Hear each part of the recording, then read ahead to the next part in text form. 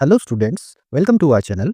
आज के इस वीडियो लेक्चर में बच्चे हम क्लास 7th मैथमेटिक्स के फर्स्ट चैप्टर के बारे में डिस्कस करने जा रहे हैं, that is larger number around us. अब अगर आप चैप्टर के नाम को देखें बेटे तो इसमें से मैक्सिमम वर्ड्स के साथ आप ऑलरेडी फेमिलियर हैं। जैसे अराउंड अस का मतलब होता है हमारे आसपास के, लार्जर का क्या मतलब होता है बेटे बड़े, और नंबर का क्या मतलब होता है इसको सीखने के लिए आपको चैप्टर के बेसिक पार्ट को सीखना पड़ेगा, जो अभी हम लेक्चर के अंदर डिस्कस करेंगे। अगर आपको लेक्चर में बेसिक टू एडवांस सभी चीज़ें सीखनी है तो आपको लेक्चर थ्रू आउट लेंथ में देखना पड़ेगा बेटे, बिना स्किप किए या बिना फास्ट फॉरवर्ड किए आप लेक्चर को ध्यान से और आराम से एग्जामिन करें। दूसरी बात ये है बेटे, अगर आपको वीडियो अच्छी लगे then please do like share and subscribe this YouTube channel. चलिए बेटे अब सीखना शुरू करते हैं बेटे। सबसे पहले हमारे पास क्या आता है, नंबर।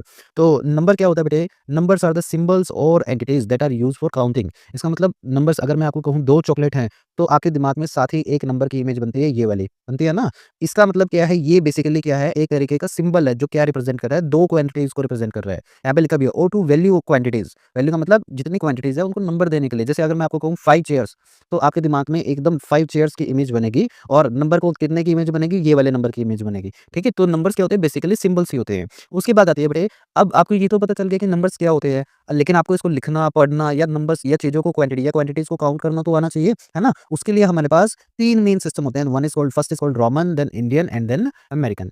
इंडियन वाले का सब नेम भी होते हैं जिसको हम बोलते हैं अरेबिक नंबर सिस्टम या अरेबिक काउंटिंग सिस्टम, या अमेरिकन वाले को हम क्या बोलते हैं, इंटरनेशनल काउंटिंग सिस्टम। अब बात आती है बेटे, जब हमने नंबर्स को काउंट करना शुरू किया तो हमने सबसे पहले देखा नेचुरल नंबर को, जो कहाँ से स्टार्ट होते हैं, 1 से स्टार्ट होते हैं, 1 2 3 और ऐसे ऐसे करके आगे चलते जाते हैं। तो कई बार बच्चों का मुझसे सवाल होता है क्लासरूम में जब हम लेक्चर दे रहे होते हैं, तो हम कॉमन क्वेश्चन क्या आता है कि सर जब जीरो का इवोल्यूशन ही नहीं हुआ था नेचुरल नंबर में, तो हमने 10 को कैसे लिख दिया था, है ना। तो 10 में भी तो जीरो आता है, और जीरो तो हमने खोजा ही नहीं था तब तक, क्योंकि नेचुरल नंबर में तो जीरो होता ही नहीं है। तो उस मूवमेंट में बेटे हम किसका यूज करते थे, रोमन नंबर का यूज करते थे। और रोमन नंबर्स में नंबर्स को सिंबल के फॉर्मेट में दूसरे तरीके से लिखा जाता है। जैसे फर्स्ट 1 के लिए क्या आता है, आई आता है। 5 लिखना है आपको तो कितना आता है, वी आता है। 10 लिखना हो तो आपको कितना आता है, एक्स आता है। तो इस मूवमेंट पे जब आपने जीरो को इवॉल्व नहीं किया था तो हम किसमें लिखते थे, रोमन सिस्टम में आप क्या करते थे, इनको लिख देते थे। इसके बाद आपके पास दो और, जैसे जैसे आप आगे बढ़े तो आपके पास दो सिस्टम और निकल के आए। One is called Indian system and another is called American system.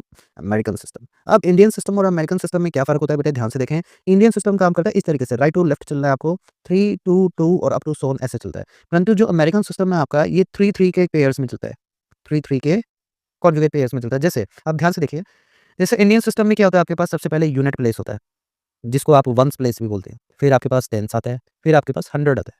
ठीक है, 100 के बाद आप कोमा लगाते हो फर्स्ट, फिर उसके बाद आप लिखते हो 1000 प्लेस, फिर आप लिखते हो 10,000 प्लेस। ठीक है जी, फिर आप कोमा लगा देते हो। देखो कितने पेयर में टूटा, 3 में, फिर कितने में गया, 2।